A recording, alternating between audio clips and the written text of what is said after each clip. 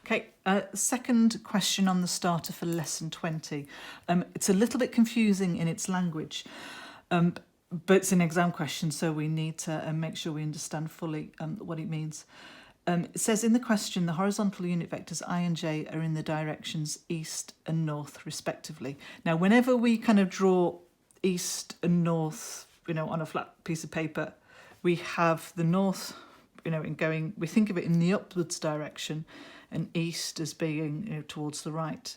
But actually, in real life and on this page as well, they are both, north isn't going up, it's going in that direction on the page, but they are both horizontal vectors. They are lying in the horizontal plane. They are on the sheet of paper. If you've got a ship, or is it a model ship going along the water, again, those are they're all going in a horizontal direction. So we tend to think of that as up, but it's not. I think I would, at the start of this question, rewrite this so it looks like a column vector. I don't know how you feel about that. I think certainly I prefer to see things in that direction. So if I was drawing that as a vector, I would have the 3, 2t minus 5 going in that direction, and the 4 going, I'm not going to say up, but the 4 going in the northerly direction. A model ship of mass 2 kilograms is moving, so the acceleration is given by that when time equals t. So I guess when we'll be doing our working here, we will change that to a big T. The magnitude of the horizontal force acting on the ship is 10. So horizontal force, it means the overall force. It doesn't just mean, what's going in that direction. That you might be inclined to think if you think of north as being the upwards direction. No. What it's meaning is based on that force and that force, the overall force, in other words, the resultant force, is going to be equal to 10 newtons. So we use that in conjunction with our F equals ma based on those two things, and then we know that that overall force is equal to 10. So overall force in that direction, in the easterly direction, overall force in the northerly direction, and that then, both of them together, will be equivalent to a force of 10 newtons. Okay, so that's where we're going, and that's why it's talking about these horizontal forces that are a little bit confusing. All that they mean is that they're all drawn on a horizontal piece of paper, so we don't have anything coming up in this vertical direction. So the question itself then. What we are using, of course, everything here is dealing with is F equals ma. I know the acceleration here, so I know that the force is equal to the mass 2 times by my acceleration, and as I said, let's put that big T in because that's specifically when we're talking about it. We could leave kind of the T out as a factor, but let's just expand everything out, shall we? Well, I've got 6, 2t minus 5, and then I've got 8 on the bottom. So that is equal to the force. We know that, or we're told that this particular instance is equal to 10 newtons.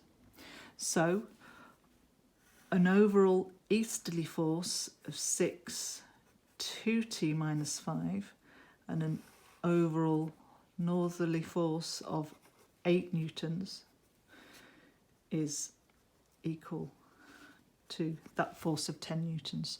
And of course now you can see where we're going.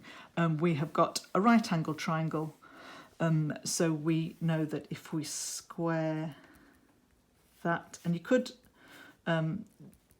expand the bracket, but the answers actually have it more in that form. The answers have worked out 10 squared minus 8 squared, so that will be 36.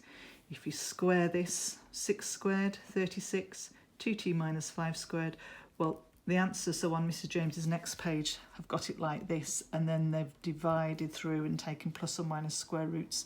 If you want, you can just, solve it like a quadratic, expanding and factorising.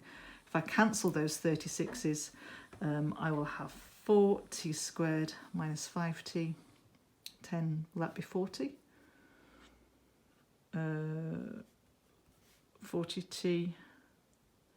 I'm pausing because there's something wrong there. Plus 25 minus the 1 is equal to 0. Oh, expanding that will be 20, won't it? Because I'll have a 10t and another 10t, which makes the 20t. So 40 squared minus 20t plus 24 is equal to 0. Divide through by 4. T squared minus 5t plus 6 is 0. And we have a t minus 2 and a t minus 3. So t is equal to 2 or 3 seconds. The way that is done on the solutions, from that there, it has taken a plus or minus square root option there. So it's said that 2t minus 5 is equal to plus or minus 1. So you either get that t2 minus 5 is equal to plus 1 or t2 minus 5 is equal to negative 1. That would give 6. 2t is 6, so t is 3. And that gives 2t is 4, so t is equal to 2. So that's the way they've done it there. The confusing thing, however, I think about this question was all that language about horizontal force. Remember, F equals ma?